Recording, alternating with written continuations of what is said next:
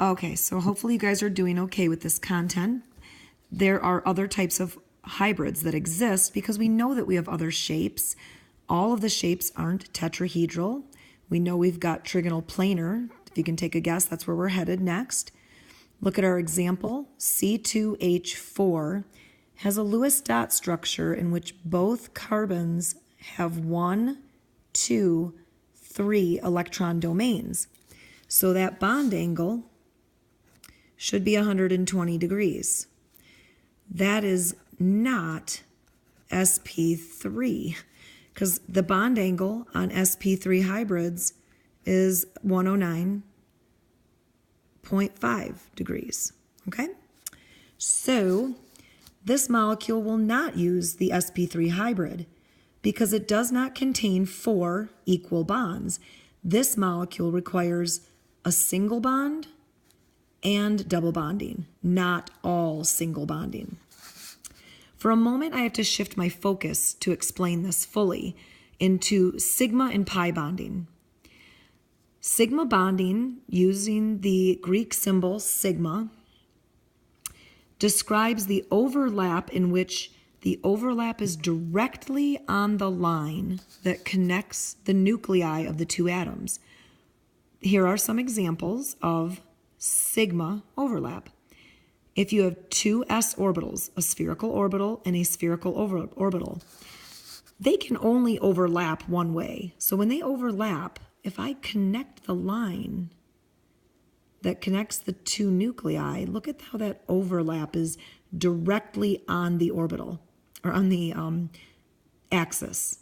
This is called a sigma overlap right there. Another type of sigma overlap is, let's say two p orbitals lay down and overlap together. That overlap, again, here's the nuclei, the line connecting the two nuclei, that overlap is on that line. So that's going to be called a sigma overlap. A single bond only results from a sigma overlap. Every time you see a single bond, it is due to a sigma overlap, sorry.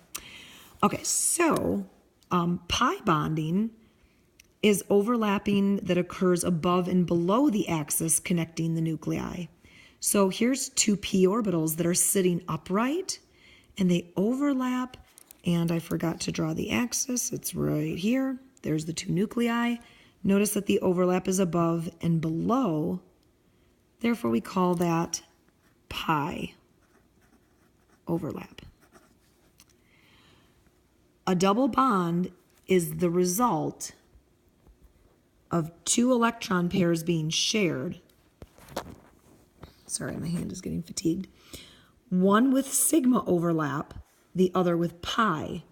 A triple bond has one sigma and two pi. So the summary would be sigma is a single is a sigma, double is a sigma and a pi, triple is a sigma and 2 pi.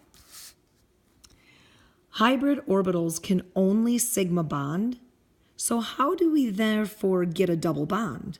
Because if hybrids can only sigma bond, that's a single bond. So how do we get double bonds? Back to the CH4, the C2H4. We are going to need a different hybrid. So in this hybrid, the s orbital is going to rise up, and only 2 of the p orbitals are going to fall down. This results in a new orbital that's called sp2. Notice how the s, and then there's only 2 p's that came along.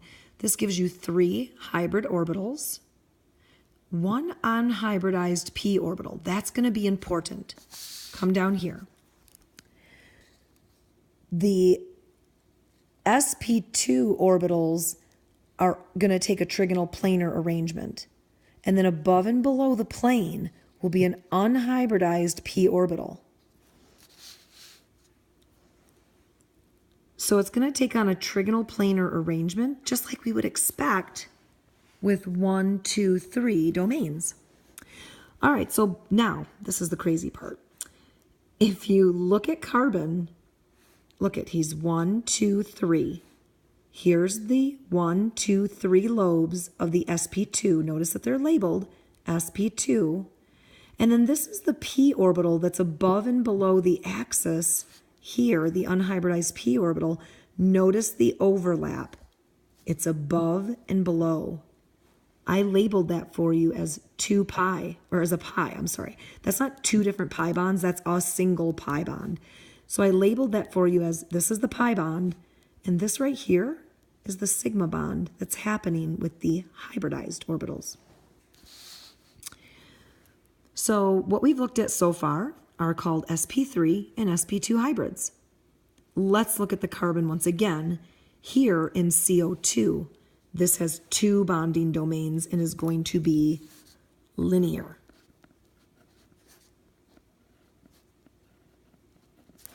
Linear is 180 degrees.